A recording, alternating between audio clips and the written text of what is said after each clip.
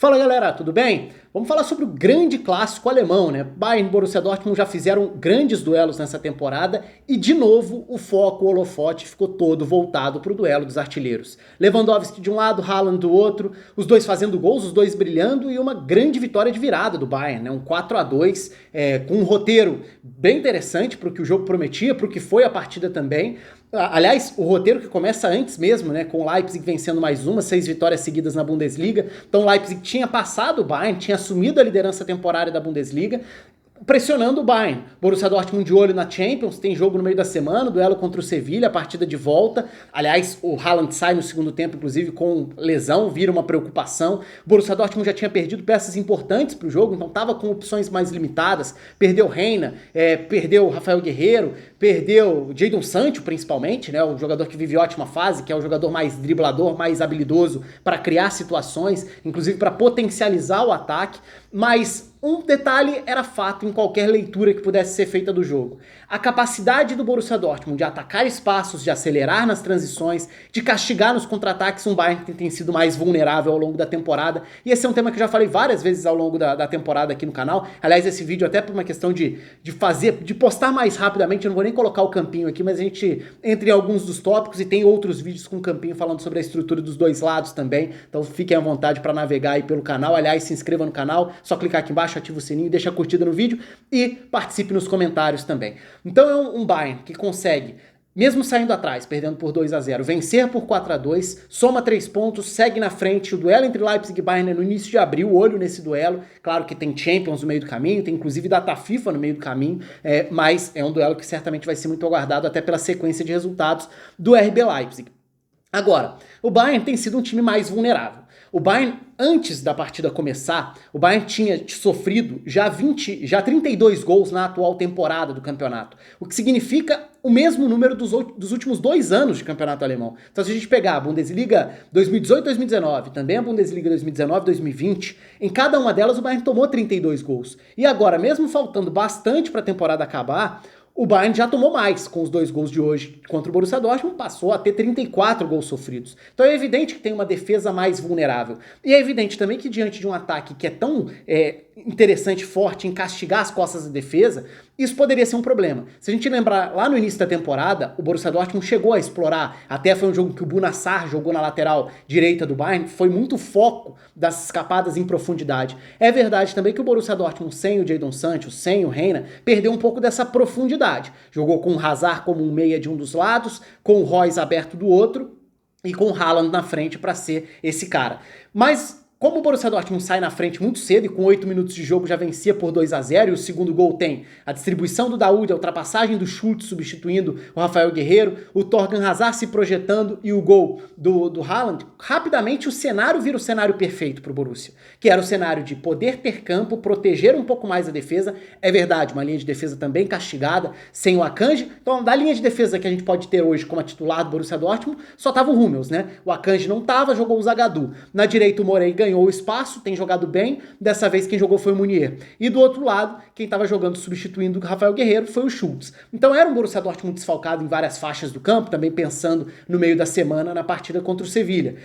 E por sair na frente, por ter 2-0, por ter o Haaland com esse aproveitamento avassalador que tem tido nas finalizações, já brilhando logo de cara, o cenário, o contexto virava um contexto muito favorável, que era poder proteger melhor a defesa, reduzir os espaços marcando com um bloco um pouco mais baixo, mais recuado, e tentar castigar as costas da defesa nessas transições, acelerando, diante de um Bayern que tem sofrido para defender as costas da linha de defesa. E com o campo aberto, lançar a bola para o Haaland é sempre um perigo enorme, é sempre um problema enorme. Então, o cenário do jogo estava muito desenhado desde muito cedo. Agora, o Bayern, aos poucos, vai crescendo, e embora não tenha criado tanto volume assim de finalizações, foi aos poucos tomando conta. No primeiro momento, a partir das infiltrações, da chegada do Goretzka, peça fundamental, né? O Goretzka é um jogador que tem a chegada para definir, que tem passes, como a gente tinha visto na rodada anterior diante do Colônia, que tem a capacidade para pressionar e recuperar a bola no campo de ataque, ou seja, para manter o time com esse domínio territorial, e ele é uma peça fundamental nesse encaixe com o Kimmich.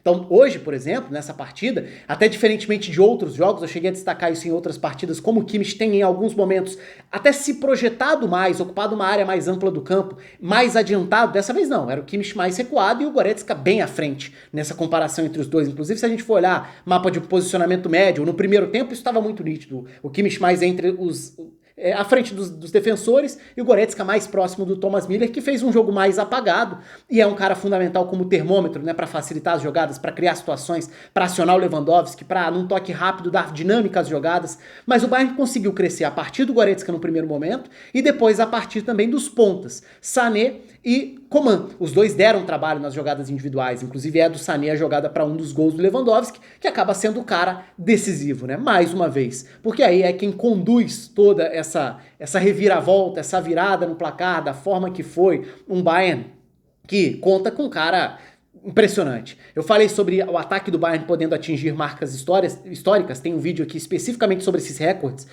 vou deixar aqui em cima para quem quiser ver, mas o Lewandowski agora chega a 31 gols, faltando 10 rodadas para o campeonato acabar, ele tá a 9 gols do recorde que era tido como imbatível, que era o recorde do Gerd Müller lá atrás, no início dos anos 70, quando ele faz 40 gols numa temporada do campeonato alemão. Com a média atual, o Lewandowski pode chegar lá. E faz 3 gols, brilha, acaba desbancando o Haaland nesse duelo direto, né? 2 gols pro Haaland, 3 gols pro Lewandowski, no fim, os 4 gols que deram essa virada ao Bayern. Como eu falei, a partir do centrocampista, né, do meio-campista, o Goretzka, a partir da capacidade de criar e ganhar jogadas individuais pelos lados, foi como o Bayern mais tentou incomodar, mas no segundo tempo, apesar de ter tido um domínio, aos poucos o Borussia Dortmund foi perdendo fôlego para ser uma ameaça também em contra-ataques, então o Borussia Dortmund até conseguiu passar parte. O primeiro tempo foi mais frenético, né, foi dos gols, foi o jogo mais dinâmico, um jogo maluco. No segundo tempo, o Borussia Dortmund não tinha escapadas tão perigosas, mas também não cedia chances tão claras. Conseguia proteger relativamente bem a entrada da área a partir de um 5-4-1, né? No primeiro tempo já se apresenta esse desenho, com o Henry Kahn jogando como um terceiro zagueiro e não como volante. Então, no primeiro momento ele está ali como volante, com Delaney e Dahoud formando esse trio de meio-campistas. Depois ele se posiciona como um zagueiro à direita, vira um terceiro zagueiro formando uma linha com 5. Isso fica muito nítido no segundo tempo, quando vira pra valer o 5-4-1 mesmo. O Haaland lá na frente, depois tem a substituição, o Haaland sai, mas o 5-4-1 do Borussia Dortmund estava bem desenhado ali e até conseguiu limitar as chances criadas do Bayern. Muito também por ter sido um jogo mais discreto do Thomas Müller. Na reta final, com o Goretzka chegando, sendo esse cara da definição, né? A gente viu o Kimmich se destacar, brilhar, ser decisivo em clássicos recentes diante do Borussia Dortmund. Dessa vez foi o Goretzka quem aproveita a sobra para fazer o gol da virada, o gol da vitória, embora o Lewandowski ainda tenha ampliado logo na sequência, foi o grande personagem. E sobre o desenho final do Borussia Dortmund, foi interessante, a partir das mudanças, ver o Meunier terminando como um zagueiro pela direita no trio, né? Porque aí depois que o Zagadou sai, o Henry Kahn vira o zagueiro pela esquerda, com o Hummels centralizado, o Meunier à direita, com o Morey como ala pelo lado direito, e o Schultz como ala pela esquerda, mas aí a gente tá falando basicamente de uma linha com 5.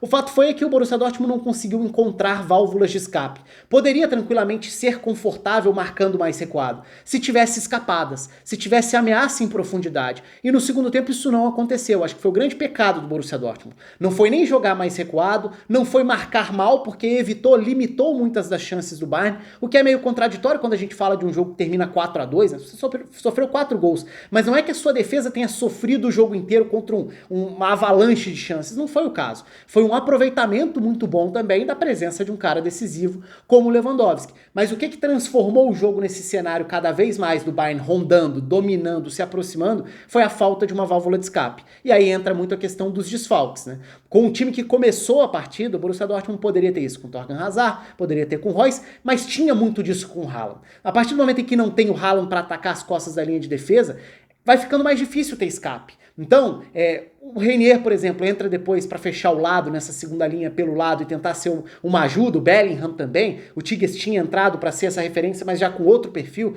O Borussia Dortmund já não tinha essa capacidade de atravessar o campo rapidamente para atacar as costas da defesa do Bayern. E olha que quando o Boateng se machuca e entra o Javi Martinez poderia ser um jogador para sofrer tendo que proteger o campo às costas, mas nessa altura já não tinha ameaça à profundidade da defesa do Bayern. Então acho que até ficou mais confortável colocar o Javi Martinez nesse momento. Então a saída do Haaland muda muito o cenário, porque fica confortável para o Bayern, deixa de ter essa preocupação tão grande com a defesa, passa a controlar ainda mais o jogo no campo de ataque e no fim, na insistência e na qualidade e na capacidade de definir, vence o jogo, vence por 4-2, ganha mais um clássico.